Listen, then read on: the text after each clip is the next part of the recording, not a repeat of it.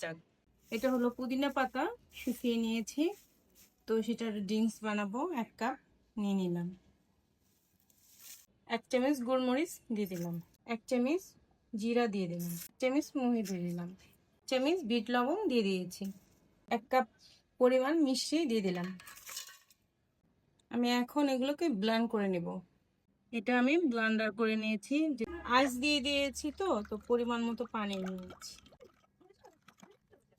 লেবুর রস দিয়ে দিচ্ছি 1 টেবিল চামচ করে। চামচ করে যেটা বানিয়ে রেখেছি পুদিনা পাতা, ওটা দিয়ে দিচ্ছি।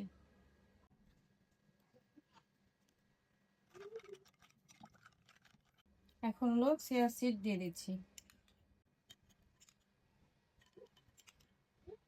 আমি কিছু পুদিনা পাতা দিয়ে দিচ্ছি গার্নিশ করার জন্য।